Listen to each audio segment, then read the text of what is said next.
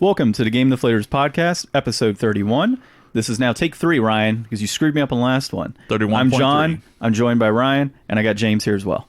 Hey everyone, here at the Game Deflators, we like to talk about games we've recently picked up, games we're currently playing, and a good old-fashioned down-home inflation-deflation challenge today, folks. With attitude adjusters and choco dials. That's right. Dude, that was the worst game that you could have picked today.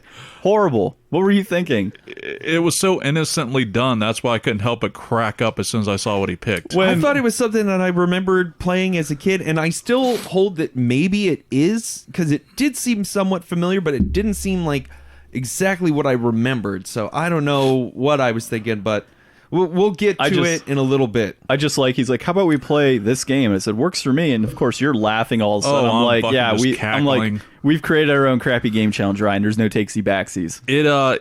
What popped in my head the moment I read that is near the end of Ghostbusters, where Gozer is like, choose the form of your destruction.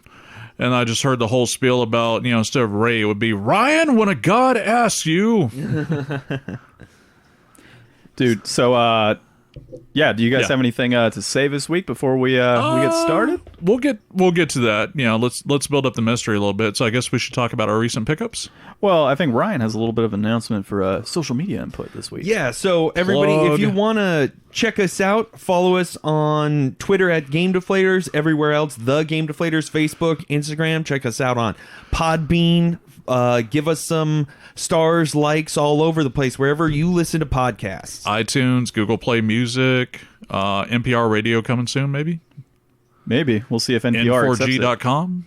N4G.com has We're as well. here for the public. Let us on, NPR. That is true. We are a public radio, technically. We're not getting paid here, NPR. Just let us in. That is true. We are nonprofit. Okay. Let us in!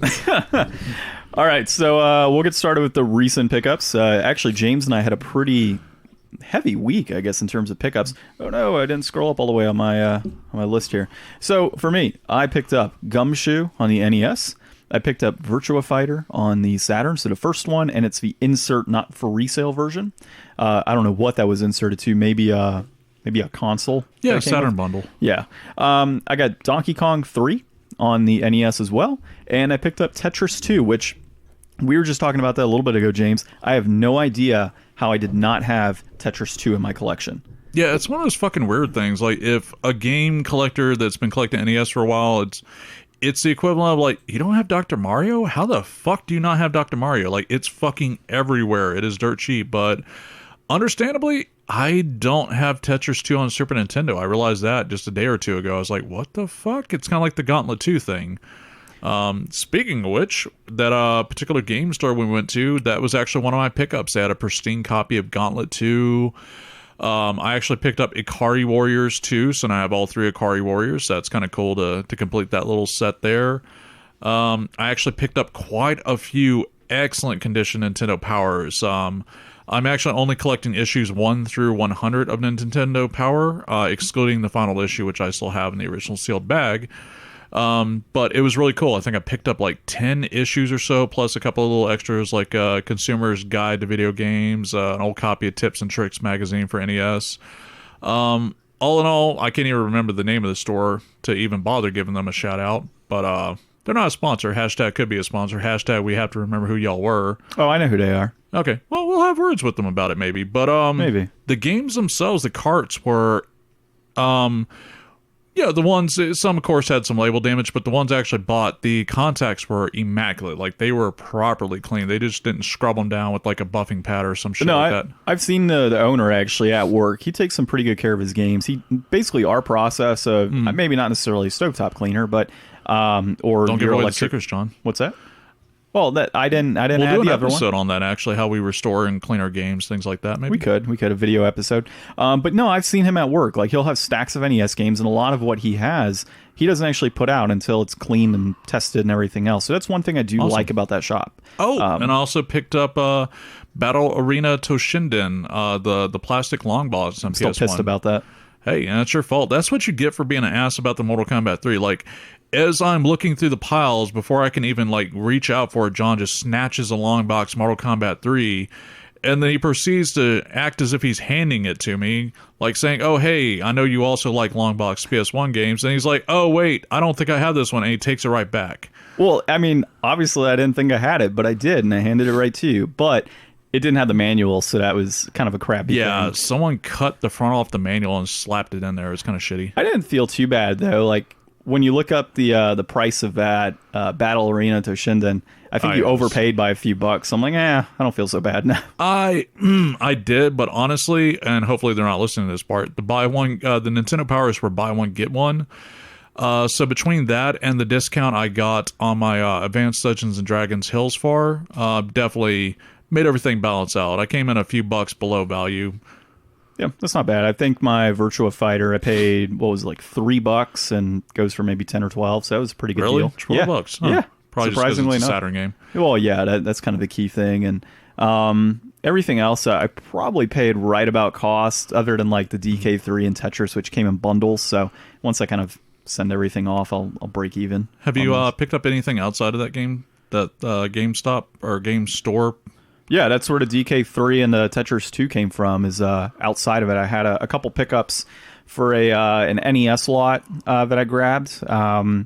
I picked up a Super Nintendo lot, and then there was some other lot I picked up the other day. Did you? You were off on that Virtua Fighter. $9 complete. I still paid $3. Did you pick up that Nintendo PlayStation? Oh, yeah, the Nintendo PlayStation. You know, it's funny, though. I saw underneath there's actually a multi-tap for a PS2. So I'm guessing that's where they got the PlayStation from. But no, man, it was just a console itself for $30. Screw that. So it was literally what was pictured. It was literally what was pictured. Was that it was a multi-tap. The RAM pack in it? I don't know. I didn't even bother looking. Alrighty. The only other pickup I've had this week was I don't go thrifting regularly like I used to do years ago, because anyone who's been collecting for a while knows that it's really just a gas burn. It's not worth the time. But I went out to go have breakfast yesterday, and I noticed that we have a huge thrift store here called Savers. Everyone knows about Savers.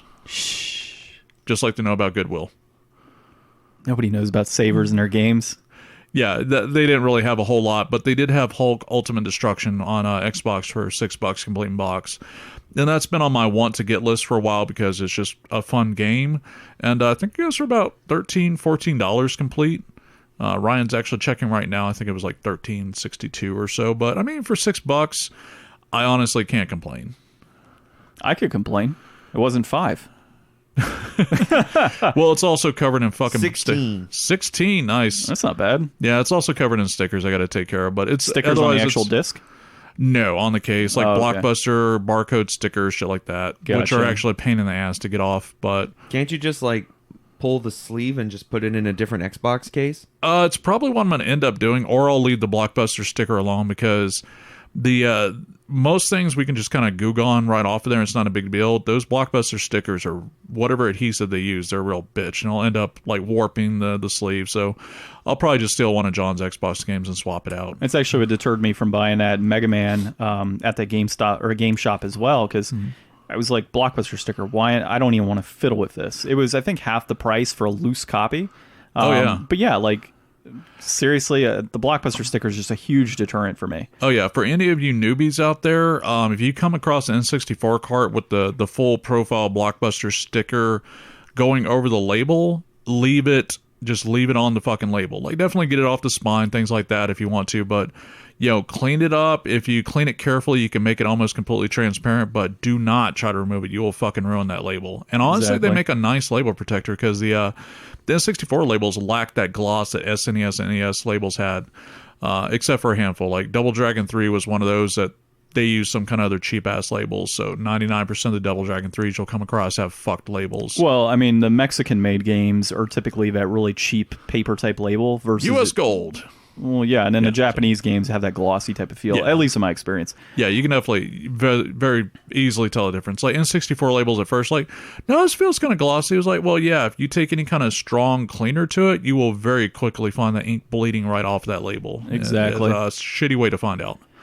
Well, Ryan, I know you said you didn't have any pickups this week, unfortunately. Nope. Yeah, I've been saving my money, trying to where are you putting that money? I'm not telling you. Is it going into your into my coin purse? Yes. Yeah. We got you a coin purse. Yeah. Didn't we get you two? 3. You got 3 coin purses. Got 3 now. coin purses. Yep. Yep. All the money's divvied out. Alrighty. That's fantastic. I only take payment in golden Sacagawea dollars. This can be arranged.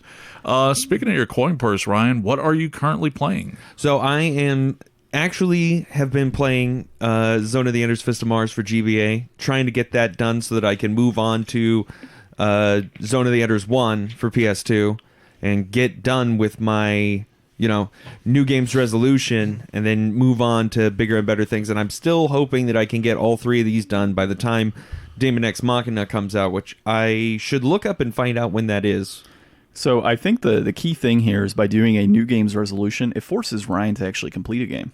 That is true. I was going to say, after we complete this, man, you and me, Dark Souls Remastered. Finish a game. Not complete. Oh, well, yeah, finish. That's what I mean. Speaking of Ryan's type of gaming, I am heavily considering not beating Sultan Sanctuary. Really? Is it just dragging on, or is it kicking your ass? It's not that it's kicking my ass. The game itself isn't kicking my ass. It's just, I don't know, I'm kind of bored with it. It has that type of Dark Souls vibe going for it, obviously, with the difficulty and such, but there's some things that are just too much. Like the scaling system, while it is kind of nice, it forces you into that tree.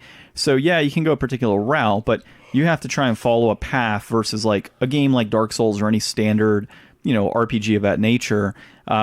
You can level into whatever category you want. You're not forced into a particular piece when you level. So while that could be difficult to go through, it's just not, I'd rather be able to choose my path and not be forced along to accept other items. The other thing is it really does lack, I wouldn't say I need a map, but I do need a map. Dark Souls, as you're aware, like, hey, I'm going to this bonfire, and like, hey, here's a Darkroot Forest. It's located here. Okay, if I'm in Darkroot Forest, I can get to this particular place in the game. And if I get here, I know that this area is next. It's not like that in Sultan Sanctuary. Sultan Sanctuary is huge. I mean, you could be in one little area, and it just expands in this whole giant piece. That's that one area. And, just trying to traverse through the different levels, you just get lost really easily. It's not like a Dark Souls in that, in that capacity. It doesn't loop around on itself because it's a 2D world instead of a 3D world. Exactly. So it's really, there's not really a whole lot of shortcuts. And even if you do find shortcuts, it just doesn't link together very well. And things are just way too big for that type of game. So I find myself, even though I've been playing the same areas for the last, 4 hours of gameplay, I continually find myself struggling to remember, oh yeah, this is where I saw that particular item or obelisk. I got to go back to it. This is where that sanctuary. Graph paper. Well, so I was Old looking school. on. So I like your way of thinking, Ryan. Well, I mean, the actual game booklet itself has a map to it, so I can utilize that, but it's not gridded out. So to your point, yeah, a grid would be nice. It's just, I don't know. You're at this saying point, it's generally poor world design. Yeah, it's really poor world design. The controllers are smooth. Like, I really do like the controllers and gameplay itself. The boss battles have been fun. I actually just beat the Alchemist in the game, which is, I think, my 4th or 5th boss that I've defeated. And that was super easy. I mean, that was just seriously slashing like crazy and just dodging. There wasn't much to it outside of, I'm just going to keep beating him with my Morningstar and then dodge a couple attacks, go back when my stamina's up, beat him with my Morningstar. He wasn't dealing much damage to me outside of maybe poison, but I had a pretty good armor for poison. But yeah, overall, I like the game, but at the same time, I really don't, and it's really dragging, to your point.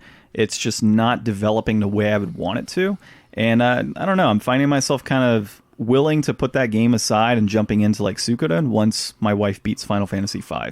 Yeah, I honestly feel that's just an earmark of maturity, because I know for a fact when I was younger, especially like you rented a game, you're like, look, I just paid for this with my own damn money. I'm going to sit here and just play it no matter if I despise it or not. That's how I end up beating like Mortal Kombat Special Forces and shit like that. But I think it's an advantage of being a game collector that you can be like, you know what? I've really tried. I'm really not digging this game. I got plenty of other shit I can play. I'm not stuck having to finish this game because I'm not going to get another game until my birthday or Christmas or something like that. You actually just made me think about, more game developers should, I shouldn't use the term steal brazenly, but they really should. borrow affectionately, maybe. And by that, what I mean, for example, we were saying it's a 2D world, completely side-scrolling. There's no actual map, but they could have done so much better. When you look at a game like Super Metroid, for example, you know, that game does a very, very good job of leading you where you need to go. And even then, when the map is open and complete, although you still have to manually travel, there's no warp points or anything like that, you can still get to the different areas with a little bit of travel, but relatively quickly, and there's enough clear landmarks for you to keep track of where you're going. Now, to be fair, it is a smaller game, but in the same vein of like a 3D version, the original Dark Souls, the way the world was designed was fucking amazing. The fact that like someone actually rendered a full like blown out 3D map, and you can see how everything links together, that literally every place you could walk to from another place, the exception of 1 or 2 spots. Which is why Dark Souls 2 and 3, they're just like, yeah, there's no way in hell we'll be able to pull that off again. It was so complex, but so fucking well done. And Demon Souls is very similar to Dark Souls 2 in that, you know, you kind of had levels that you warp to. Yeah, you had a hub. But, you know, Salt and Sanctuary has, like, a horn that you can call and return to, or you can travel to any of the sanctuaries you've been to. It also has, like, a bell where you can return to the last sanctuary you're at, little things like that. One thing I have noticed, though, and I haven't gotten to it yet, is each time you die, it has you go like a monk or so cleric for X amount of gold takes you back to the sanctuary. So I'm just wondering what happens if I run out of gold. You know, do I just die and it gives me a game over? Are we looking at it fractional gold so that it never hits 0? Well, no. Like it only takes 10%, so you can never run out because it'll only take 10% of your purse. You know, you're right. That might be the case, because I did notice recently it started taking, 600 gold out of my coin purse, and I was sitting at about 6,000 versus before it was taking around 200 gold out of my 25 So you might be right. It might be like a 10% type of deal. You would probably not like Rogue Legacy too much. Because that one is, speaking of which, I was going to ask about K-Blazers. Is K-Blazers a bit of a roguelike?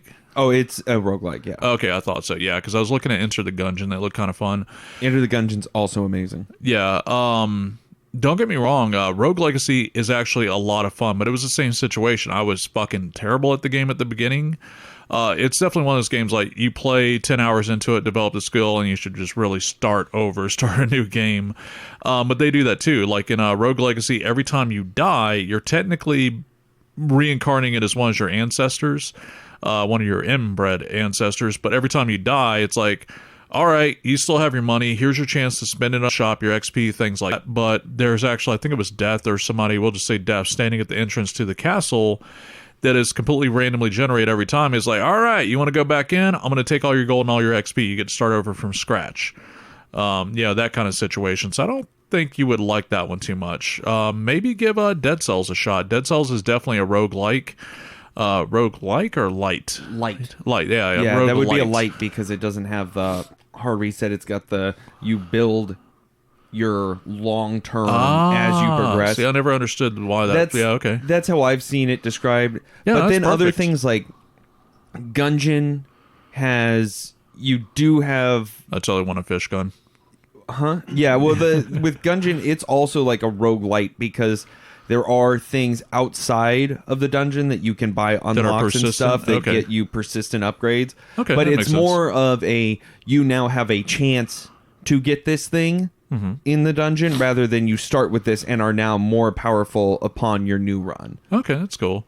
So generally, getting back to what I was saying, I think it's just it's an earmark of maturity to say, you know what, I am not enjoying this. I don't have to force myself to play through this. I have other things I could be doing, and I'm going to do so. And I'm not going to feel bad or weird or, because I didn't finish what I started with this game or whatever. Yeah, and that's, with, so if my wife playing Final Fantasy, I want to play Suikoden, but, I do have Sekiro, and that's a game that I've been wanting to play for a while.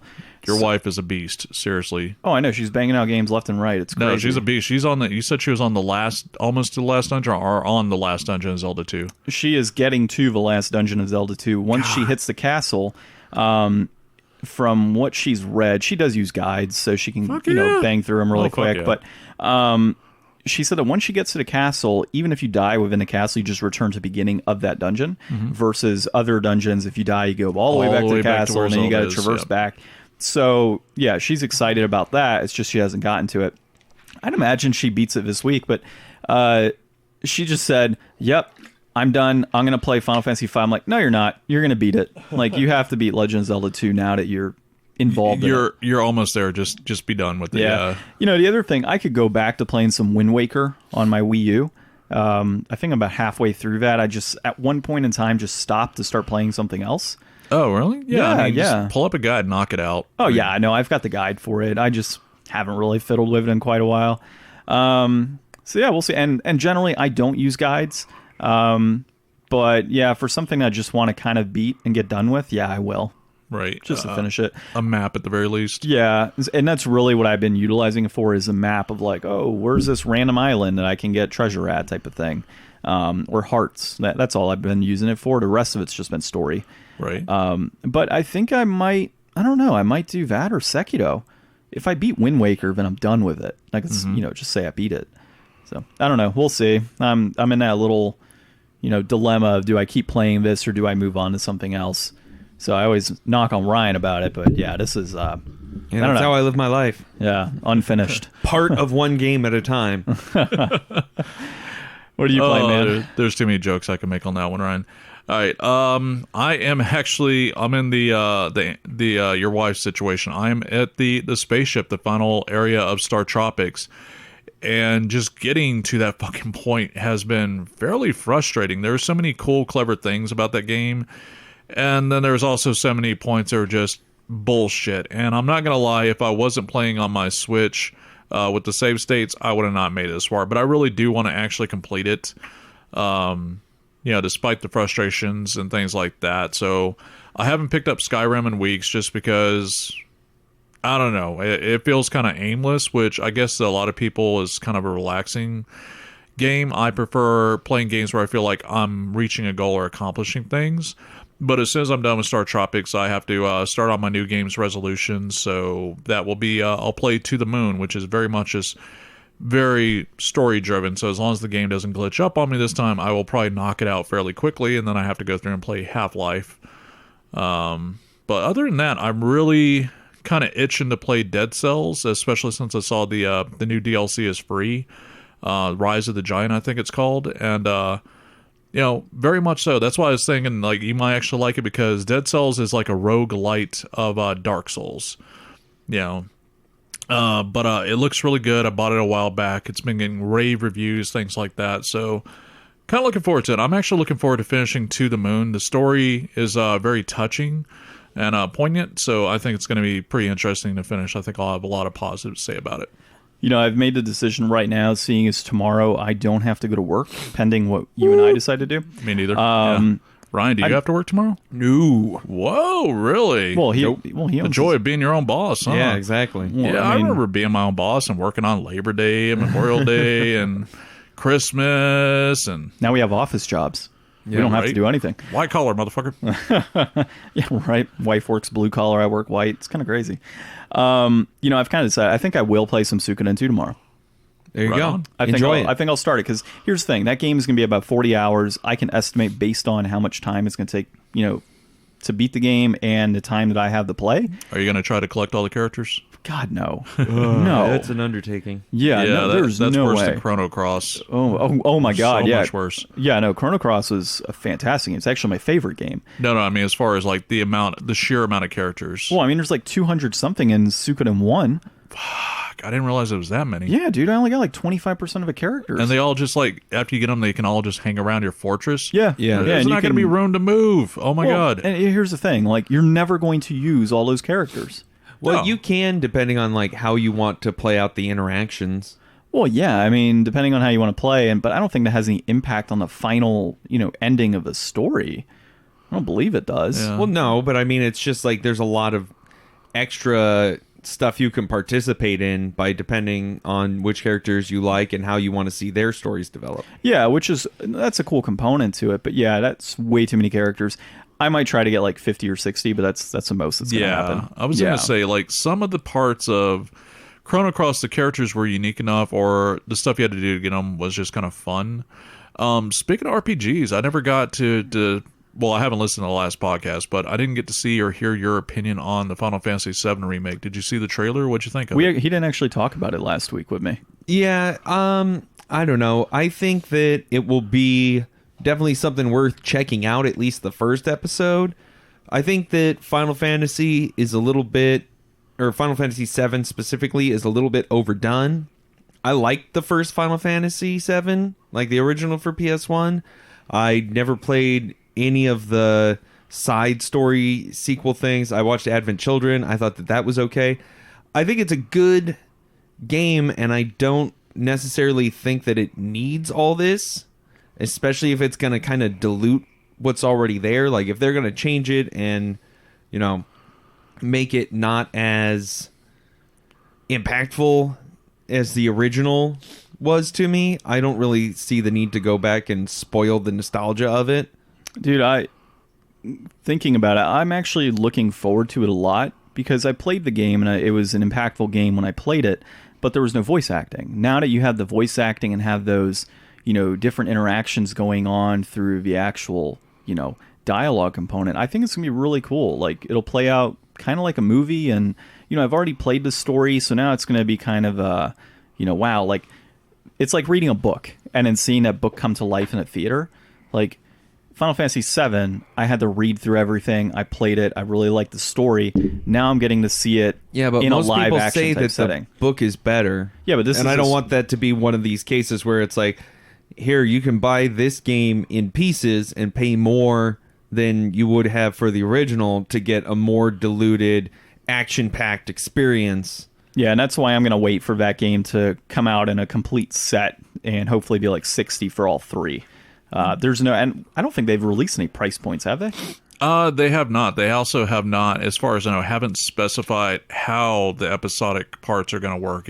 Well, you and I talked about it a few days ago. Oh, yeah. I can totally mentioned... see a pop-up coming up on the screen as soon as, you know, you get to the cutscene where, what was it, the Pearl Materia? Where, you know, it'll just pause while Sephiroth is dropping from the ceiling and be like, you know, to save Aerith, enter your credit card number now. But the episodic component, I see it being like where disc 1 left off, that's where it'll cut. And then where disc 2 would normally, like, insert disc 2. Like, I bet they break it at Midgar. Well, I think Midgar's like a good first self-contained section. And I think that, you know, I've heard some people talk on other sources that say that the Midgar is the best part of the game. Mm-hmm. It's like a good, solid intro, and they'd be happy enough to just play that portion and be done with it there. See, just to get a taste. I'm not looking for happy enough and tasting on here. I'm looking at it from, I want to see them go through every bit of content I could have accessed on the PS1 version, Disc 1. That should be your first game of Final Fantasy VII. Every single interaction, every possible element that was in Disc 1 should be on the first episode. That should be it, 100%. There shouldn't be any less than that. There shouldn't be any more if you're going to go that route. I would rather them release a whole game at once. The second part and the third part are going to be progressively shorter. That's for true. the basically less content for whatever price. Well, is there the option to add in additional content versus what was in there? I mean, are you looking at... Well, then you're not doing a remake. You're doing, like... I mean, I guess it's going to be more of a reimagining anyways, probably. But it's like... That's the thing. It's like, do you need more? Like, it's already a big game. And already the side content, like...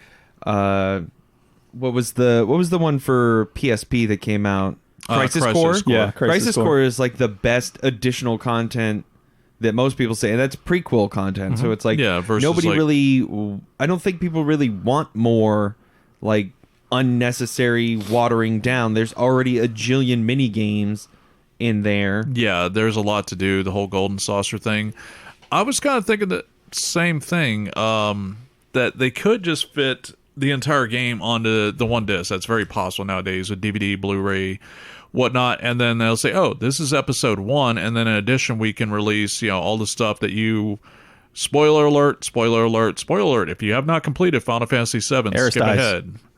Yeah, besides that, when you beat the game, you see Red 13 Nanaki, whatever his name was, just him and his children running around. It looks like all the humans are gone or whatnot. They can pull an After Years like they did Final Fantasy IV, the After Years. They can also, like you said, use Crisis Core as a reimagining as the prequel content. Dirge of Cerberus, the best game ever.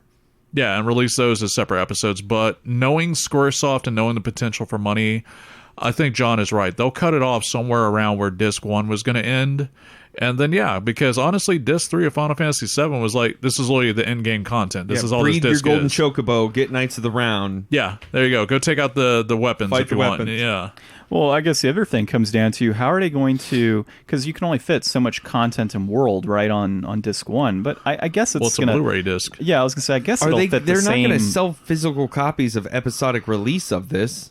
Oh, they would if they could. Oh, they will sell episodic That was the in plan some with sort 15. of collector's edition for $300. Like you can Well, no, believe but that would be at the end of the route. Like nobody's going to be buying this on disc until the whole thing's done. And how many more years is that going to take? You fail to Like they're understand not that, even done. Haven't even released the first one yet, dude. You fail to Square, understand the fanboys. Square will sell a collector's edition version of disc 1, probably similar to that of here's the the old animes where you'd have the DVD box sets and you'd buy the box set and there was one case. Yep. Yeah, they will likely do something very similar to that and have a collector's edition where, hey, you get this and you get this statue. Okay, yeah, you also get this really cool keychain, but now you're locked into that box set collector's edition. I can see something like that occurring for a physical copy. Doesn't Square do Life is Strange? Yeah, and they have Which is an episodic release game, they have Yes. physical copies of that too. but not of each episode. Yeah, but it's combined, like your point. That's But what I'm Ryan saying. is You saying, can buy like, he the doesn't see complete them game Yeah. once it's complete, but But they're this not going to is- sell you a one disc except episodic release. Except Life is Strange is not Final Fantasy VII, and it's not a driver of revenue. Yeah, also the episodes of Life is Strange is very much shorter per episode, but I get what Ryan is saying. Like, it would be the equivalent of if we literally took Final Fantasy VII and sold Disc 1 in its own separate packaging, Yeah. and then a year from now you can buy Disc 2. I don't think that would work too well, especially that, well, I wouldn't say that large of a gap, because they sure as hell work with Kingdom Hearts. But I think I get what Ryan's saying. They're going to release them digitally, and then when they're completed, they'll double up, sell it all in a physical content on a single disc so they can just double and triple their money. And then 2 years later, they'll just fucking add some additional DLC onto the disc, and they'll just pull a Kingdom Hearts over and over is what they'll do. Because Kingdom Hearts is getting DLC, isn't it? Or it already has. Yeah, it's getting DLC. Fuck me. Yeah, I know. I haven't bought it yet. Well, yeah, I bought it at 60 when it first came out because we were like, oh yeah, it should be fine. Now it's like DLC. That's the He lied. He last paid time. less than 60. It's downloadable Oh, yeah, I did pay content. less. Like whether you buy it with the disc or not, it's like Game of the Year edition, download sir. it. Personally, I think they should be giving away that DLC for free, just because the sheer length of time, how many fucking remake iterations of the same games they kept pumping out and still making their money on, just as a courtesy to the fans, like, you know what? Here you go, guys. Yeah, it's not happening. Oh fuck no, it's Square Enix. Yeah. All right. Well, that's a lot of gaming news that we've been discussing from last week. So how about we get into gaming news from this week? Well, fuck yeah, Ryan, what do we have? So I wanted to talk a little bit about the Playdate console. If anybody hasn't seen this, it's a small little. It reminds me almost of like a Game & Watch kind of concept. Actually, yeah, I would say it does. It really does. It's just all black and white, It reminds me of what a gaming system would look like in 1945. but with Black and white with a hand crank. exactly. It's got that little Hey, crank. We could play the Blue Marlin and the Black Bass on this thing. I don't want to See, hear it. I In like black the and white. idea of having something They with could like put a the new Ocarina of Time fishing game to it. Sorry. Yeah. Well, with a new control scheme kind of iterated in, we were talking earlier, it kind of reminds me of like how they had like Bop It and stuff, like something a little more interactive. It's kind of in that same vein that like Labo's gone in, because it doesn't really add much for like, more than novelty. But in like a little novelty package like this, I think it would be a fun thing. I would never buy it for $150. I'll wait till it goes. No. Yeah. I'll wait till it's Not unless it comes $15 with a at free Goodwill. subscription. Yeah, if it was something that like wound up going downhill, like the Ouya did, and you could get it for like cheap, fun little novelty thing, I would check it out. But I like the creativity. I think that it's interesting to see the market kind of expand out in these ways, and just to see what happens with it, just for innovation's sake. I just think it looks stupid. It honestly, it does look stupid, but I think it, from the design of it, the color and everything, it is designed to be more like a toy, which is what I think Ryan is getting at. And that's also why it reminds me of the Game & Watches too, because the Game & Watches very much, you know, they're LCD handheld games, but they still feel very toy-like. They look very toy-like. My concerns is more with their plans is to just have a subscription service where they're just going to hand you out games on it every month. Well, I just don't see that doing too well. There's going to be a lot of ports and things like that, and then of course it's going to have its fans that are going to rave about it, and I don't even think it's a matter of there's just not enough room in the marketplace or anything like that, which kind of there isn't. You really got to innovate if you want to take off, especially with a new console, or do the smarter approach, which is integrate instead of innovate, which is what Google's going to do with the Stadia. They're like, you know, use your own game controllers. We're just going to stream these games to you anyway, so we can have whatever PC game, that kind of situation. I'm curious to see how it goes. I do like the idea of like some better physical interaction with games. That's what I liked about the Labo. That was kind of like, hey, let's get kids to actually play with toys again, you know, to a degree. But I don't know, little gimmicky things like the analog wheel, fishing reel kind of thing poking out of the side. It just makes me think of like WarioWare type games that would work well with. Yeah, I think that the limited design space within the 2-button D-pad and the crank, and then also that it's just black and white 1-bit screen. Yeah. I think that having that limited scope, you can really take some, because they've got some big name indie developers on here making some of these initial games for the release. I think that you can really push these people in almost kind of like a game jam way to just come up with good solid ideas and have it just be like a fun toy that it's like, oh, you know, you can pick it up every once in a while and there will be some new things that you can just kind of check out and screw around with for a little while and then move on from there. Not anything that you're going to really throw like time and energy into creating like a complete game, but just to have something that you could do almost like if it were to be adopted and become more ubiquitous, you could go to, you know, these games cons and stuff and have people at booths not only demoing like a full game, but also have kind of like a developed prototype version like they did for, what's that game coming out by the creator of Castlevania? He's got like the full version. Bloodstained Ritual of the Nights. Yeah, and then he had like the 8-bit deconstructed version. Which was actually really good. I actually completed that. That was Curse of the Moon, I think. Yeah. But it was the 8-bit version, which was very cool. I beat it on my Vita. And that was initially just a bonus for the Kickstarter backers, but that was actually well done. Like he actually, you know, kept it generally within the limitations of what the NES could have done, but still added enough cool content to it that made it challenging but still enjoyable that I actually finished it. And a shout out to Game Grinder. I think he actually purchased the NES Kickstarter version of it, so he probably has an unboxing. Oh, he's got it on cart? I think he got it on cart. Yeah, so check out his channel, Game Grinder. I think he's going to do an unboxing if he hasn't already of what he picked up. Oh, speaking of Bloodstained, I actually went ahead and because I was debating on Facebook about it, and you reminded me because he had commented on it, and I was like, you know what? I was like, my Gamer Club's unlock is going to expire in June. Then as soon as I saw, they were like, oh yeah, plus we're going to give you a steelbook with it. I was like, you know what? Fucking, I'm sold. Like, I really like Metroidvanias. I was kind of just holding out to see if it would go cheaper. It's like, my discount's going to go. They're adding a steelbook. They just announced they're going to give away the DLC with it too. Which there's a lot of Kickstarter backers that are pissed about that, and I can understand why they would be frustrated. They felt like they're playing for something exclusive, but there's a lot of the people broaching the argument. It's like, well, you were paying to have this game created, to get this done.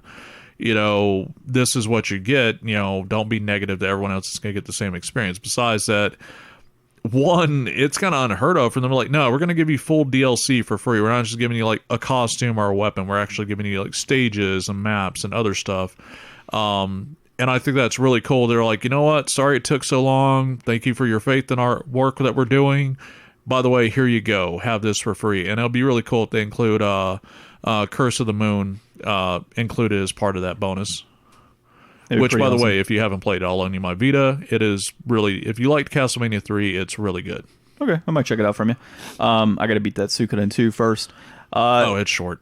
So, anything more on the Playdate, dude? Because I want to jump into something really quick, too. No, yeah, that's all. It's just kind of a fun, interesting thing I thought was kind of cool. So, we talked about it, I think, episode 28. We're going to talk about it today. The Sonic movie is officially delayed till 2020. I can't say how excited I am about this. I mean, there's so much backlash and so much, well, we'll go ahead and redo it. You probably could have just gone ahead and had the hype and everything for this year for a properly done character and released a pretty good movie. Now they got to wait till 2020. On the plus side, though, the amount of negative interactions that people have had with this film, it's obviously made it a hot topic in terms of movies. So what are your takes on 2020 now for this release and then having to redo the whole thing? I gotta wait and see what the new trailer is gonna look like once they replace the model, because I have a feeling that what they'll probably do is either recut the same trailer so that you can see a side-by-side comparison of the new model, or they're just gonna worry about making a new trailer out of some additional content to try to get away. It's going to be either shot-for-shot remake or none of those shots involved to show that it's totally different now. But the expense of trying to redo every scene with the main character in it and everything being appropriately shot for the size and shape and everything of that character, I think that they would have been better off just releasing the movie as it was, because I honestly don't think that that's what's going to make this a bad movie. I think that the nightmare fuel of what it would have looked like would probably make it a terrible movie, but I don't think that they're going to make it that much better by spending all this extra time and money. I just think it's going to be a bad movie anyways. Well, here's the thing, though. If they have any hopes of making a sequel... So say, for example, they have the actual proper character design and it ends up being a decent movie. Then you have the hope of people saying, well, the character looks good. I'll watch it again if there's a second movie down the road. So you have that ability to do that versus if the character was poorly designed and they released a movie and it wasn't a great movie or it was just decent, you're not going to have as many people coming back. I mean, the character sucked. That really is the bottom line. A lot of Sega fans are going to be your core audience to go check out that film. Yeah, but Sonic people buy garbage Sonic shit every time it comes out. It's their thing.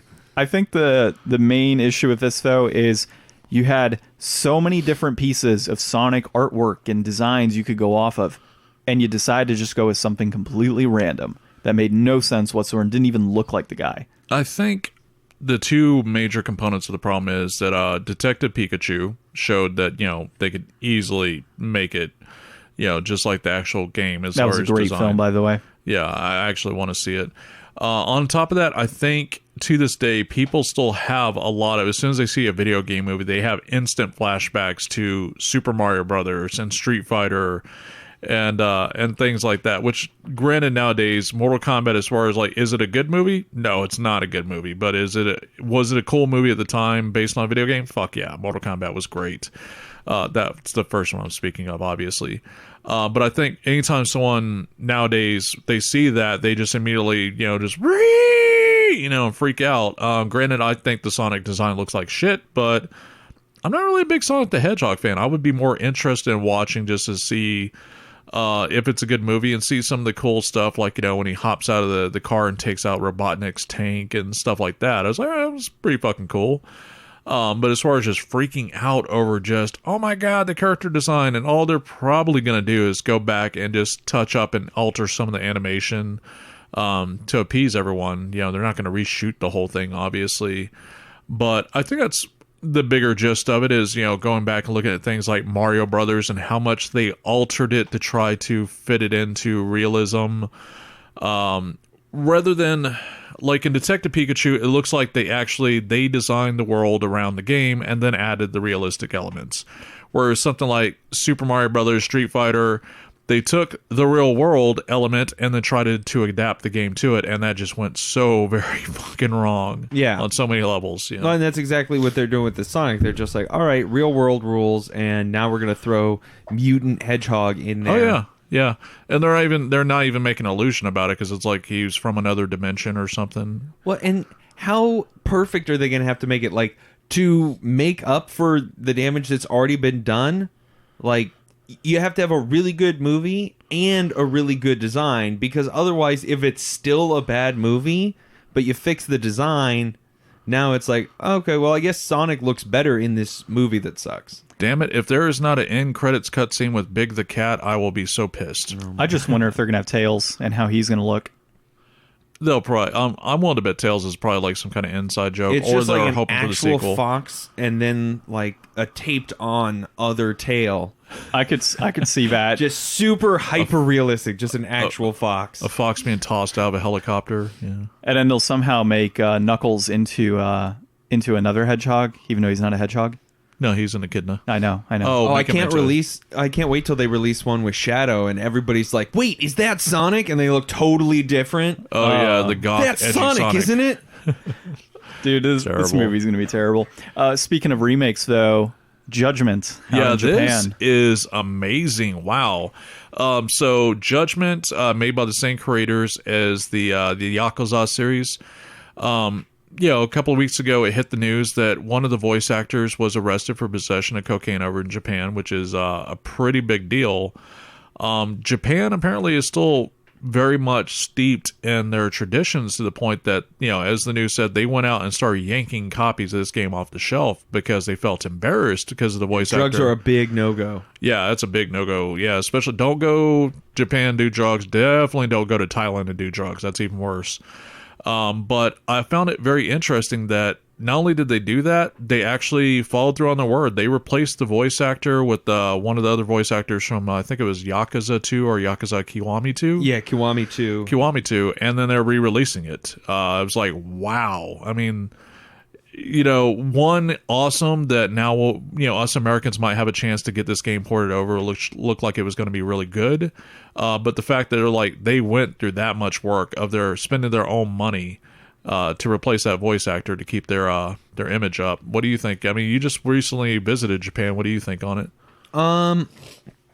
I think that it is a lot of effort to go through to try to retroactively punish somebody and remove them from something that they still did. Like, I get that he did something illegal, but I don't think that you can go back and censor, what he did. Like, he's still an actor. He may not, he may be somewhat disgraced for this, but I don't think it's right to take away somebody's, legacy and credit for something that they did that, didn't affect other people. In like if it was like he went out and murdered like a grip of dudes. Oh yeah, that would really be horrendous. Promotional for Judgment. That maybe you wouldn't want to, be associated with. But if somebody went out and did drugs and destroyed their own career, I don't think that you can take that away from them. Like, he still put in the work. He's still done other things that people liked in the past. Like, he was cast in this role for a reason.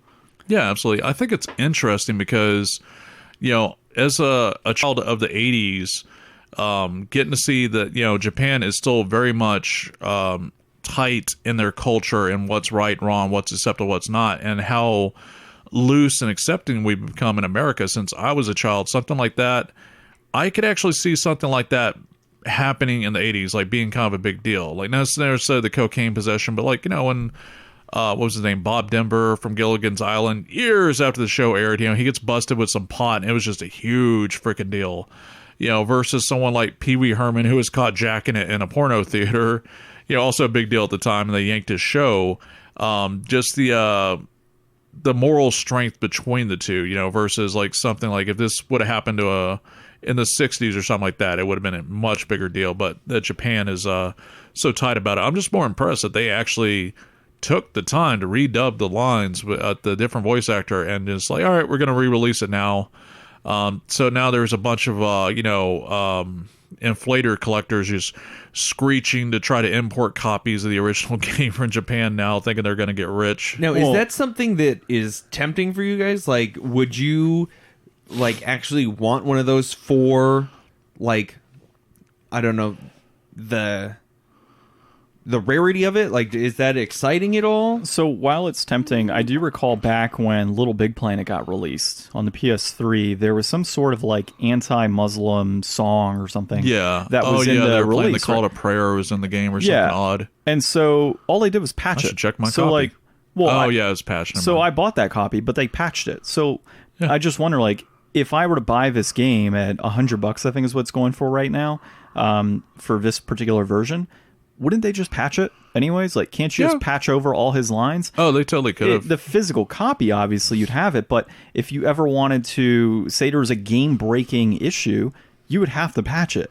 So while it is nice to have the physical, original, taken off shelves copy, I just don't see it as appealing as, and it's also the Japanese version. It'd be one thing if it was the American, or like the North American release, and then it occurred, or I had the opportunity to listen to the Japanese actors on my North American release. I don't have that, and then everything's in Japanese anyways, right? So, James, you're killing me with your phone. So, hey, it was my turn this week. Yeah, it was. I always silence beforehand, but with the Japanese copy, am I going to get English text? Am I going to get any sort of ability to see things in English? If not, I honestly don't really care. It's appealing in the rarity component, but it's unappealing in that it's just going to sit on my shelf, and I would want to play the English version anyways. I agree with John. It's cool, the idea that it is going to be somewhat of a rarity. Just like when, I can't remember the name of the studio. This is about 3 years ago. They lost a court case, and they were ordered to actually, maybe it was THQ Nordic maybe, but they were ordered to start, pulling copies of their games off the shelf. So they made like Two Human, X-Men Destiny, things like that. But all they did was pull the new copies off the shelf. You can still go to GameStop and buy fucking Two Human and X-Men Destiny, which are not very good games anyways. But I remember there was initial rush to get that, and even the GameStop guy was, I was chatting with them, and he was just saying, he's like, yeah, that's just the new copies. So we've got people in here are like just running in here to buy up all these because they think they're going to be, get pulled from the shelf and incredibly rare. It's like they're not thinking that these have already been sold. They're already technically out of circulation. They have no dominion over them. But from a technical standpoint on Judgment, I would say, depending on the amount of voice acting, which is probably quite a bit, it probably wouldn't be feasible to just patch it in there without breaking things. And even still, I agree with John. It's something I would be interested in playing because the Yakuza series is on my to-do list for sure. But honestly, novelty. That's all it would be like, oh, I happen to have this version of the game that contains a curse word that was removed or something silly like that. That's kind of like the equivalent of, the Bimmy and Jimmy thing from Double Dragon, or, in certain Hot Coffee and San Andreas. Yeah, one of those. That's a really good example. Or in the original Metal Gear Solid, there's actually a typo where instead of it saying snake, it says Sanic. Yeah, Sanaki or whatever. And a good example, a Hot Coffee mod that is in San Andreas. Like, I have a copy of that, actually. And the value of that game is maybe $5 more than the non. And you would think that particular version should be much, much higher given what's in it. It's just the market doesn't demand it. Well, the market doesn't demand it, which is kind of crazy because that is a pretty crazy scene for that game, even for a Grand Theft Auto series. So, yeah, I don't think... And it's drugs. The guy did drugs. They pulled his voice off of it. I think right now you're going to see a major hype. Let's get all the copies that we can, and after a while, it's going to dissipate, and you're going to notice that there's more and more copies as people become aware of what happens. Right now we're seeing maybe 10, 12 copies on eBay at a time. I could see this dropping drastically as people become aware of what they actually have. They're going to flood the market with it. Prices are going to drop, and it's not going to be as rare. So the first people that are getting to it are the ones who are going to make the money off of it. Because the first people getting... Well, the people that are selling it right now, but I see this dropping easily back down to $50-$60 over the next year or so. Oh, very much so. It's just not going to last. People are going to know what they have, and it'll be like anything else. And how many copies did it sell when it first came out? I'd imagine it sold a great deal of copies initially. It's not like everybody who wanted to play this game already bought a copy. Exactly, yeah. And even those that purchased it after that, maybe a few days later. I mean, I don't know how many copies they sold in Japan, but it had to have sold a decent amount considering it was part of a Yakuza series, which is a successful franchise in Japan. I don't see how this game didn't sell a good amount of copies. It'd be like having a game here in the U.S. that sold 2 million copies. in a week, and then they're like, we're going to pull it all from shelves. Well, there's still 2 million copies out there that have been sold. Exactly. And even then, it's only going to matter to really hardcore collectors. So let's move on to our last 2 bits of the news. I can gloss over this one pretty quick. The whole story about Sony and Microsoft joining forces, I think there's a good bit of misunderstanding. What they have come to is I forget the exact term, but it's more or less an agreement of terms for them to explore the option to use Microsoft's Azure cloud-based platform for the PlayStation Now. It's not we're going to host our PlayStation Plus or we're going to host our PlayStation Online on Microsoft servers. Like, no, we're going to look into, as 2 separate corporations and 2 separate divisions, is this beneficial for us to use our streaming service? It's the equivalent of if Netflix went to Microsoft and said, hey, we want to use your Azure platform to actually stream our shows, and test it out. And it's at this phase, it's just very much they're in talks of it. They're looking at it as it being beneficial, not so much as ganging up against Google or anything like that. Hey, really quick, you guys, because I did find the information on this. So Judgment in his opening day sold 148,000 copies in Japan. Oh, yeah. And that was opening day. So there's weekend. plenty of them. Yeah, and that was just that weekend. PT. I don't know how many were sold up to, when they took it off shelves. But if the first week it sold 148,000, there's easily like 250,000 copies that were sold in Japan. I would think so. But go on. Sorry. No. That was pretty much it. The Microsoft Sony thing, because I know a lot of people were like, gasp. And don't get me wrong, it is something really different and interesting, but is also something much smaller than what it appears to be initially. So, Ryan, are you looking forward to Super Mario Maker 2? No. Get the fuck out. I never played Super Mario Maker 1. So we got to play it, man. I got some levels. I'm not a dude. big... We will play it as soon as we're done recording. Dude, I like Mario. I like Super Mario World as much as anybody, but I just I don't know, man. I played a lot of Mario, and I just don't need more Mario. I don't need to make my levels. You just don't understand. Well, I'm not a big platformer. Well, imagine that you're not the sheer creativity of it. Like, I have played where they actually took like temples from Zelda 2 and turned them into Mario levels. I have a friend of mine back in Florida. He makes really fucking clever puzzle levels, things like that. He does. Shout out to you, Jason. He made some really fucking good ones that were a lot of fun. And yeah, it is mostly all platforming, but you can get the fuck out now. Seriously, don't like Mario Maker. I didn't say I didn't like it. I just said it's not for me. How did this guy pass the interview process? I don't know. Well, wow. you didn't want to record anymore. I had to get somebody. Yeah, that's true. He's the only person I knew who wanted to record and play games. You broke my heart, Ryan. In all seriousness, no. Mario Maker is fun from the, when you start building levels. I do enjoy that part. But after a while, it does get tedious, and you want to start playing other people's levels. Yes. And that's pretty cool, because it really just expands on, if you like Mario and you like the platformer experience, the ability to play other people's levels is pretty cool. That's what always did for me. Like, I never bothered to build my own levels. Like, I started to here and there, and I was like, I always enjoyed playing the clever puzzle levels, or just some of the crazy fucking challenge levels that other people created was always more fun for me. I remember the first challenge level you threw my way, and I was like, I'll beat it. I beat it within 3 or 4 tries. Like, you didn't do that. Fucking Koopa jump level. I never did finish that one. I beat so many other really difficult ones, but I didn't finish that one. Yeah, that one I actually had to record it and then send it to you to prove that I beat it. And that was like my 3rd time beating it. Oh, such bullshit. Yeah. But I'm sorry to hear that you don't enjoy Super Mario Maker, Ryan. I've just never played it. I was not that interested. It's been a pleasure working with you. I know. Yeah. Speaking of things that we don't enjoy, James, you went to GameStop the other day, didn't you? Holy fucking shit. I swear to God, swear to Flying Spaghetti Monster, rather, it seems like 1 out of every 3 trips to GameStop for me, whether it depends on, no matter what state, no matter if I'm actually just there to buy something or not, especially if I'm actually there to spend money, it seems like the likelihood of me having a shitty experience just like grows exponentially. So we're going to talk about GameStop and other game store experiences. So just a few weeks ago, went into one of the local GameStops and wasn't really intending to spend money, because generally I'm one of those people that are more or less, fuck GameStop. I don't want to give them my money if I can help it.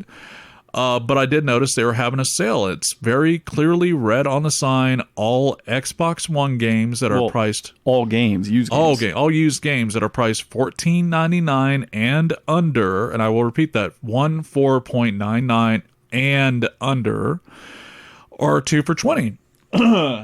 So I actually grabbed State of Decay Game of the Year edition because it's been kind of on my want list for a while, and I've been on the fence about it. I was like, you know what? Fuck it, man. At $10, even if I don't like it, whatever. And the other one was, I think it was Shadows Awakening. It looked pretty cool. So get up to the counter, and before I'm even like asked for my phone number for my GameStop reward discount, the guy just rings me right up, and he's like, "All right, that'll be 34, whatever." I'm like, "Nah, man, these are 2 for $20 according to your sign right over there." And I, at the time, I didn't even think to say like, "Hey, dumbass, you didn't even ask me for if I have a discount card or not." And he's like, "You sure?" I was like, "Yeah," and I'm literally pointing like, "Yeah, the sign's over there." We watched the guy go from behind the counter, walk over to the sign, and he'd come back and proceed to tell me, no, it's not right. It has to be under. It's like, yeah, $14.99 and others. See, this one is $14.95. This one's $13, whatever. Well, and I stepped in and I looked at the guy and I said, it says $14.99 and under, meaning $14.99 and under are buy 2 for $20. Yeah, and if you recall, I pointedly asked the guys, like, so are you saying that they need to be literally $14.98 and less? And his response was, yes. Yeah, that baffled me, dude. I'm like, do you not understand what and is? Yeah, like, it's not all games under $14.99. It is $14.99 and under. Yeah, all this because he couldn't be bothered to scan a barcode to apply the discount. I mean, literally, like, I'm just standing there.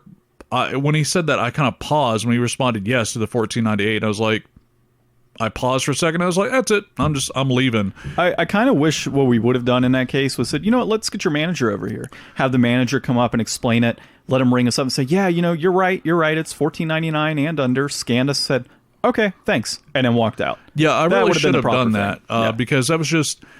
And don't get me wrong, I understand working in retail sucks ass. I've done it. I know that working at GameStop is a special kind of hell in and of itself, but the sheer stupidity of that situation, where like, you guys are pushed to sell used games whenever you can, and you literally pissed away a sale because either you didn't understand, you can't... I mean, he spoke perfect English, so I'm sure he read the sign properly, or at least would have. So there wasn't like a language barrier issue. You know, he didn't talk like he had a kindergarten education is what I mean by that. He was well spoken enough to say he should clearly be able to read that fucking sign. And he wasn't like pissy about it. He was just like, nope, it's this. It's like, so you are more interested in pissing off a customer or pissing away a sale than just scanning the barcode that applies the promo discount for this week. It wasn't even oh, hey, sorry, we forgot to take that sign down. That's only from, last Saturday. They generally have to honor that anyways. Oh, they absolutely do. And I could have pushed the point, but I've had so many fucking terrible experiences at GameStop, especially my favorite of the... Oh, hey, they have this game I really want in stock, brand new, let me go buy it. And I walk up and they hand me a game that's already been opened, the manual's taken out, things like that. I'm like, no, that's cool. I want the new copy. Well, it is new. No, it's not. Oh, no, it's new. See, right there on the tag, it says new. It's like, dude, this is not new. This is very obviously opened. When I drive a brand new car off the lot, it is no longer new. It is now used. And just ridiculous like that, so... And a lot of those times, I think their employees actually get to take those games home and tell them. Yes, they do. So they can That's talk actually about why them. they're opened. Exactly. Well, sometimes they open them because there's only one copy left, is what I've seen in the past. Yeah. I've come across that because, hey, we got one copy left for opening it because we don't have a display or something. Yeah. And there's no point to put a display if you've got one copy in stock. And don't forget, folks, sometimes they steal DLC codes out of there, too. Yes, that is true. So... You seem to be a magnet for poor experiences with game stores. Oh, fuck yeah, dude. Holy shit. I honestly haven't had as bad of an experience at GameStop. I think my worst one was the experience recently where, they screwed up my Sekiro Collector's Edition and the whole process and going back and forth. But that wasn't necessarily a store issue. That was an online GameStop issue. Every store I've been to, the guys have always been great with me and always offered, I don't know, just a variety of different, like, hey, here's a title you might like based on, because we see you frequently in here enough, hey, and they call me by my name too. They're like, hey, John, think you might like this one and whatnot when you come in next time. They've always been super cool about, if I use your discount over there, they know it's not mine, but they'll still go through with it. If I ever need a manual I've come in and said, hey, I see you got this game on the shelf right now and it has a manual. Do you mind if I take that? Oh, yeah, no problem. We see you in here all the time. It's not an issue. Like, I have those types of experiences with them. All of my bad experiences have been online with them. Really? I would say, and I wish I knew all you guys' names so I could give you all a proper shout out, but all of them, like a group of 5 different guys that all at some point have worked at the mobile highway store back in Pensacola, Florida, GameStop there, were always just cool as shit. They never fucking tried to bullshit me, upsell me. They didn't act plasticky. You could straight up ask them, like, look, does this game suck? And they'll straight up, well, yeah, it's kind of bad, and here's why. All those guys have worked there for years and got rotated to different stores, and they were always great. Anytime I saw them in the store, I was like, you know what? I know I'm going to have a good experience. I don't have to worry about them trying to pull the crap where they're going to take the nice pristine case with the insert manual I just pulled off the shelf and swap me out for the generic printout case, which I've had a couple of GameStop employees try that crap. It's like, what the hell are you doing? No. Those guys were always great. I believe the store manager's name of that store is Richard. He got so used to me coming in to the point where one day I was buying LA Noir and Colonial Marines, and I saw him like starting to swap the cases, and I was getting ready to say, hey, what the fuck are you doing? You know damn well the reason I grabbed that. What he was doing, he was swapping the cases out for the LA Noir that would have the little film reel strips and all this other cool shit. He swapped the Colonial Marines out for the Walmart exclusive case that had like little bonus cards in there, even if the codes are used, because he knew I was a collector, and he was actually doing me a favor and upgrading, the case, the content manuals, making sure things like that. So shout out to those guys that, got to know their customers and were being genuine. But yeah, it is really weird. Like, I'm just a magnet for shitty game store experiences when it comes to GameStop. How about you, Ryan? So I grew up over by a GameStop, and one of my best friends got a job there early on. So I spent a ton of time just hanging out there with him while he was on his shift. I knew everybody that worked there really well. They were all super cool. I had a great time as a kid hanging out at GameStop with my friends and playing the demo games and stuff. It was really good. And then as time's gone on, I found that, I really only go to GameStop if I need something. And I feel like every time I go to GameStop, they're trying to almost stop me from getting what I'm there for, to try to, like, I only really ever go into GameStop anymore to buy Nintendo point cards. Hey, is there anything? So that can I help you? Can I help you find anything, Ryan? That's a great way to put it. It's like they actively put obstacles in the way of making that sale. Yeah, all I want is the Nintendo points card so that I can go and put it on my Switch and get my DL, just download the game myself and get my Nintendo points. And they're always like, well, hey, what are you looking to get? We could just get you a code for that. It's like, dude, what if I'm buying this as a gift? Like, generally, you don't buy those for yourself. Generally, you get them as gifts. Ryan, are you looking to pre-order any games today? Yeah, and pre-orders. And I understand they got to push that stuff. We see here that your Power Ups Reward Experience account has expired. You're going to lose money there. Yeah, see, I don't know. I understand why they're doing it, but it feels pushy. And I don't like feeling like I'm being pushed when I'm just trying to get in and out. You won't get pushed if you upgrade your game rewards card. Yeah, make sure you get the Pro Elite? Yeah, I think Pro Elite. They got rid of that, didn't they? Yeah, they did, because it bombed so bad. Yeah, it's just, I don't know. I always like GameStop, and I don't want to see them go anywhere, but I just have less and less need for GameStop. Like, even when I go to the mall now, I don't even go into GameStop to look around. Mm-hmm. I just walk right past it because I don't think it's really worth my time to go in, because I know I'm not going to see anything that's going to blow my mind. I think a lot of what GameStop held for me in the past was like, oh, all these games that I could get or want to play, and anymore I'm just kind of getting through the games that I have and I'm playing, and I'm not really that excited for anything coming out, and if I am, I'm just going to get it when I get it. The magic of the game store is kind of more lost to me now. I specifically go for, at this point in time, PS3 RPGs. It's really about it. I still like to go in there and just poke around every now and then, just because you'll see some weird stuff that you'd never heard of that people just trade in. They'll end up in the bargain bin. But yeah, I agree with Ryan. It's kind of lost the magic for me, where half the store is just like crapware, oh, here's a mug, here's a dice, here's dolls, here's Yeah. all this think geek junk, and it's not even the good junk either. Versus, almost none of them have demo kiosks anymore. That's Yeah. pretty much done. Like, what happened to, like, I could walk up, well, hey, I really want to try this game, and that would have been a reason for why this game is new but open, because they busted it open so you could try it like they used to do back in the day. And I feel for a lot of the GameStop employees. I've watched many YouTube videos, read many, testimony articles, like, here's what it's like working at GameStop. And I understand it sucks, but going by my experience with the crew back in Florida, they worked there for years, to the point where I could recognize their face, as soon as I walked in, and they would recognize me. Know damn well there's a way that they could do their job, maintain their job, obviously, and not still be shitty about it. So I can tell you, man, the GameStop that's over in the mall, over here by the Walmart. Yeah. I had a great experience. So the Job Simulator on PS4, that was a game that, well, I know you're rolling your eyes, right? Oh, fuck yeah, I'm rolling my eyes. It's an uncommon game, and I was like, well, there's a physical copy. If I can grab it, let me grab it. Well, the only copy I could find was in California.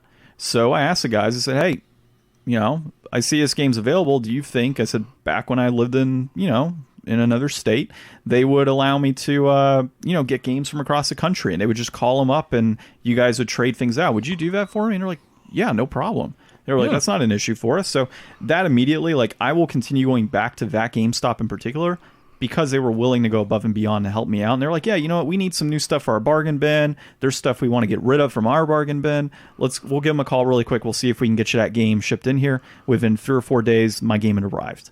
Now, sorry, go ahead. Oh, no. I mean, that's just, I've done that in the past. And I was able to do that at other GameStops. And those are ones I continued to go back to because they were willing to, get something from another store that I could not buy on their website, but I knew it was, in Los Angeles, Right. And if both of those GameStops were willing to do it, they would ship it out. Yeah, a 5-hour drive. There's a good chance an employee literally drove that stuff over. But now what I want to hear is, since you worked at a game store for many years in an interesting area of town, I want to hear a story from the other side of the counter. Oh man. Well, there were a lot of times that I did deals, to your point, like a $14.99 and under, or 2 for $20, or 3 for 10, whatever it may be. The one common thing that I always ran into from a customer basis that just annoyed the hell out of me is when we would do a buy one get one free deal, and it obviously was the lesser of the two values is free.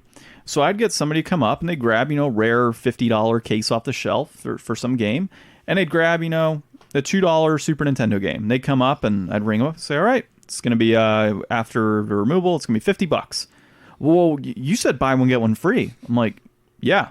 It also says on the sign of equal or lesser value is free. Yes. Oh, well, that's not what the sign says. I'm like, ma'am, I wrote the sign. So I know what the sign says. I'm the one who created the deal this week. So I know what the deal is. And you would just have people get angry. And, well, this is false advertising. No, it specifically says it on that sign what this deal is. So I'd run into that. I'd obviously run into the difference of, well, it's only $5 more. Can't you do it? No, because that's not the deal. The deal is it's under or equal to. So if you pick a $50 game, you can't just grab a 55 and make the 55 free. It has to be 50 or less is free. Like, that's how this works. Mm-hmm. So that was always a good one I ran into. We would run deals of like 3 for $15 on movies of $6.99 and up. Or not $6.99. It was usually like $6.99 to $10. If you're in that range, it was like 3 for $15. We used to do like 3 for $12 on our $5 movies that we had, and you always ran in because we did movies, games, and collectibles. And you would just run into the same issue, like slap a bunch of games or movies on a counter. Well, your discount says this. I've been here a couple of years now. I'm pretty sure how I know how this deal works. Like, I do this on a frequent basis. So you'd have that. You'd always have the person come in with some random controller and say, well, I bought it here. Okay, well, where's your receipt? Well, I don't have it. Okay, well, I need your receipt. I can't get you. It's you said it's broken. You're bringing me a controller. I don't recognize your face. Mm-hmm. Well, you weren't the one working in here. Okay, well, what'd the other guy look like? Oh, I don't remember. Okay, because guess what? I've been here all week, and I haven't seen you.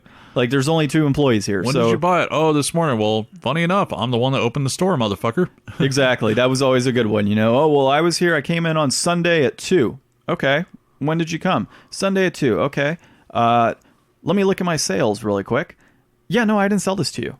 Like, yeah, I know. Matter of fact, we didn't sell a controller between 2 and 3 on Sunday. I didn't sell any controllers at all on Sunday. Exactly. And Sundays were our slowest days. There were days I made no sales. So, it was that type of environment. But my favorite was when, let me talk to the manager. Okay, let me bring him in here. And he and I were in sync on this, like, all the time. So it was, let me talk to the manager. He'd come over. Yeah, I don't know who you are. I've never, well, then it must have been somebody else. We are the only 2 people that work at this location. Like, it was literally 2 of us.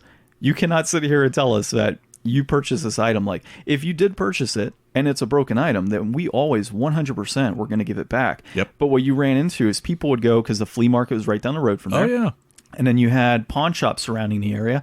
So they would go pick up something that was $1, and they'd come back to us knowing we sold it at 15 for a good, condition item and working, mind you, and try to return it. And we tested every single controller, every single game that came through, every console. We opened them up, we cleaned them, we tested all the games on them.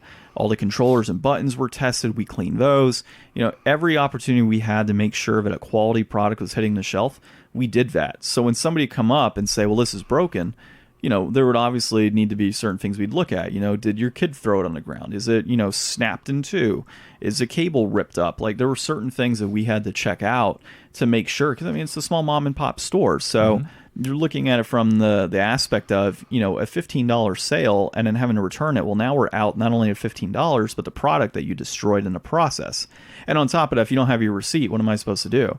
So, that's really the interactions that were poor. But, to your point on, like, the mobile store, we develop relationships like that too with our customers. We knew our customer, like our hardcore customers came in all the time. We knew them by name. Yep. We recognized their likes and what they wanted.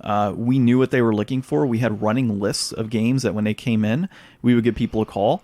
When they would come in, we'd say, hey, I just traded, like, I know you were looking for a PS2 the other day, and these games, I just got one in and trade the other day. It's in the back. It'll be out in a couple days. We're just cleaning it up.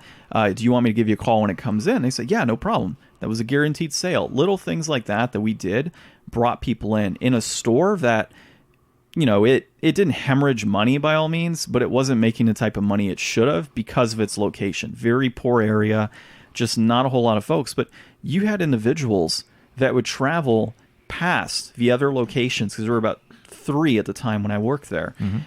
We had multiple locations that were going on.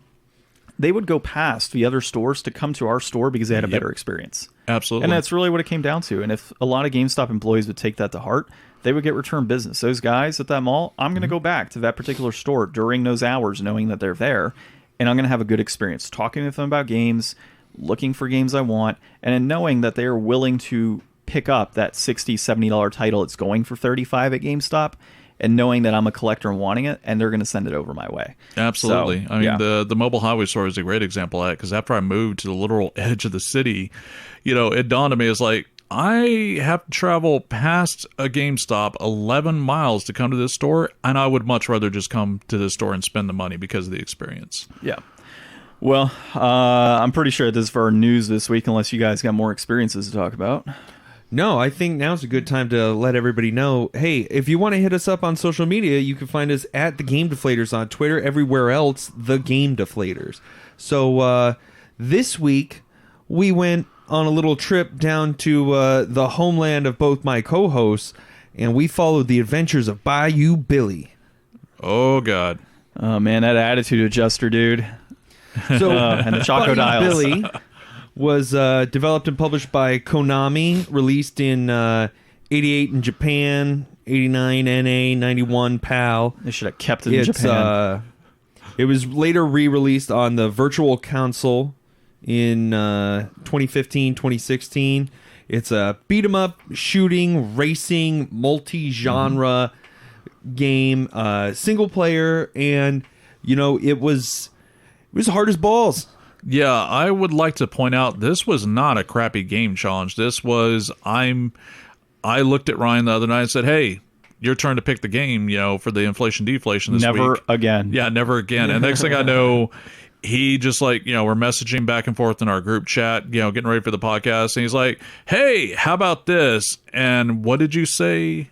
Oh, I just said, sounds good, I guess. And then you, of course, had the laughing emoji. You had to chime in. I'm like, I was literally cackling in my house when I saw it. I'm like, Ryan, you just created our own Doom. That's what you did. No takesy backsies. We have to go through it now. I had a hard time trying to remember. Like, it seems like I've played this game before. I think you just went onto my account, looked at my collection, and using A through Z just said, Adventures of Bayou Billy. First one. Let me grab that. It was not the first one. It was you like the gone fifth a little one. further to like the But I Adventures did of Lolo, go into your Adventure games Island collection and just start scrolling, and then I saw it.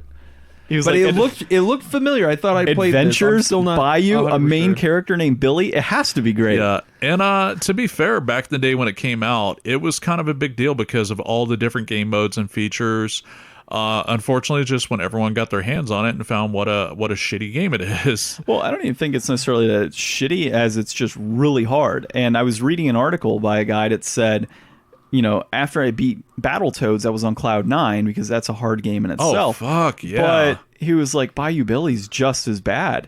Between having to take, what is it, a yardstick or a lead pipe? I don't even know. Yeah, Do they have I call lead it the pipes in the yardstick, Bayou? but I think it's supposed to be a machete. Yeah, well, it looked like a lead pipe, and that would make sense in a bayou. But Chickens. you're beating alligators, and apparently there's guys. Ninjas? Yeah, ninjas in the bayou. I'm so confused by that. Yeah, there's guys scuba diving in knee-deep water. I thought that was great. Yeah. Crocodiles, which are Crocodiles. also in the knee-deep fucking water. crocodiles, the brown alligators.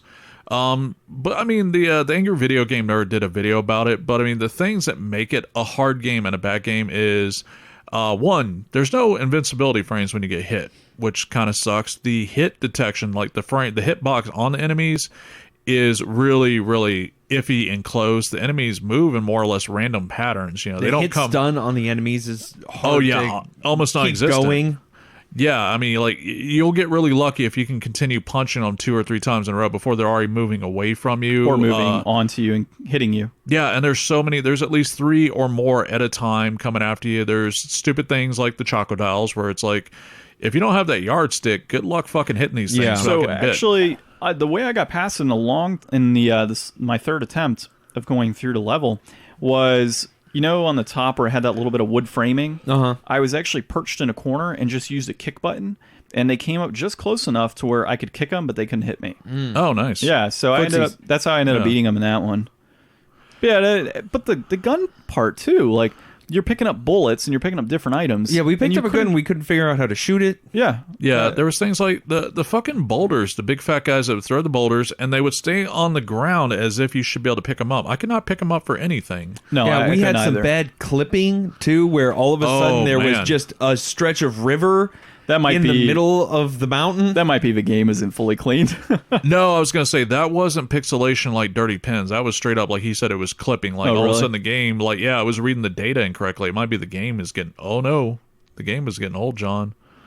That could be a bad sign. That could be a bad sign, but I think it's just that it need to be cleaned up. Yeah, probably. Yeah. But it didn't look like your typical, like, pixelation overlay, kind of thing. But, well, no, I've played games that I haven't, clean fully. Like I might have popped them in a console in the past, and or I haven't cleaned it enough, and you'll have that kind of clipping when you do a quick swab again. It's perfect. So it's likely just a cleaning issue, but a river and bridge randomly appearing and then disappearing shortly after was absolutely hilarious. That actually might just be the way the game was designed. It might just be poor programming. But all right. So how much is this Crocodile flavored cartridge going for? So we've got a loose 456, complete 1801. That's right, folks. This game is so fucking terrible. It's less than $5. Ryan, I don't know why you did this to us. We've got a bunch of recent sales. Actually, there was one. You sure people weren't giving it away? There was one yesterday for $10.76. And that person that bought it was duped out of $5. Actually, really just $10.76. That's loose. Yeah. Yeah, they paid double for the loose. They were duped out of $10.76. Shoot, if I can get that much right now, I'll sell Bayou Billy. Fuck yeah, I'll sell one and go buy 2 more for that matter. $10 right now, free shipping. I'll go into the game store. It's like, I'll give you $10 to take all the copies that's off your hand. Oh wait, you want to give me the $10? Okay. Yeah, right. Pay me to take it. And to be fair, as far as crappy games go, it's not the crappiest. Of course, we didn't get far enough into it. I know it gets much worse, especially the shooting stages. But I would say, would I give $4 for a copy if I didn't have it? Yes, because to me, a loose NES cart, the standard going rate is $5, period. Common, uncommon, whatever, it's just $5, yeah. I mean, without putting in the patience and the time to actually get through the game, I think that it's hard to say, but I think for $5, if you can get good and get through to the other genres on the cart, I think it probably has enough content to be worth $5. Oh yeah, not to mention that first stage is fucking long. Man, that was long. I know, we went through like 4 or 5 screens? Oh yeah. Easy? Easily. It was strangely long, yeah. I paid 99 cents for it 4 years ago, or no, 5 years ago, and I'd pay 99 cents again for it today. Yeah. I would not pay $5. Yeah. There's no way. It's a game that I'm never going to play. Well, Yeah. I did this week, but but yeah, I bought it for $1, and I don't think it's worth $5. It was worth $1 I paid for it 5-6 years ago. So speaking of which, and we would really like to get y'all's feedback on this, since one, we've both decided not to rely and pick games anymore, but what we would like to do is for y'all to pick game challenges for us, and not just a crappy game challenge. We're not talking about the crappy game challenge, which is separate, and you guys are still due to play Ghostbusters on the NES, followed by Simpsons Wrestling, which I think I might actually trade that out to make y'all play Unholy Night just so I can watch. I don't know, I kind of want to play Simpsons Wrestling. Let's do I'm that in. after. Okay, yeah. Well, not today. Oh no! I like your gung ho attitude. Let's get on that. But no, what I'm actually referring to is we're going to add a segment here and there where we actually pick very difficult games or very difficult segments, and nothing overly ridiculous. We're not Gerard the completionist, but things like I was saying earlier, like, all right, Silver Surfer on NES, we have to beat at least one world. And I'm actually probably screwing myself on this. Like Battletoads, we need to finish the Turbo Tunnel. Like real challenges like that. And we really 3 weeks later. Yeah, pretty much. 3 weeks and a fucking volume later. Things like that. So if anybody has ideas for any of the older games or modern ones, things that we can hop into that are just genuinely fucking difficult and not extremely long-winded. Like you could easily say, like, okay, you guys have to beat Ghouls and Ghosts properly, where we have to actually go through the game twice. No, that's just, we have lives, and that's just a little bit too much, and I'm just not that much of a masochist, to tell the truth. Yeah. But please let us know in the comments below on YouTube, Facebook, Twitter. Where else are we on? Podbean, Spotify, Instagram. iTunes, Podcast Addict, Instagram. Yeah, anywhere you can actually comment, let us know. And if you pick a good challenge, we will feature it and we will give a shout out to you. It sounds good to me, man. Alrighty, so well, I guess let's go play some Mario Maker. We'll duct tape Ryan to my chair. Well, I guess bottom line, I think this game is inflated. I think that it's a fair price. Okay. Common NES game, $5 I think is fair. I do. I don't think it's a good game. I think poor programming is what makes it a bad game. Not poor planning, like Castlevania 2 is an example of poor planning. This is just, you guys really could have, if they would have tweaked the programming, the hit detection, things like that a little bit, then I think it would be a really fucking fun game. All right, well, for those of you who agree with me, it's just hashtag I stand with John. All right, guys. Well, I think this is a pretty good episode. So we'll close it out. We'll have episode 32 for you next week. This has been John. I'm Ryan. And I can't believe you don't like Mario Maker. I can't believe it's not butter. And we are the Game Deflators.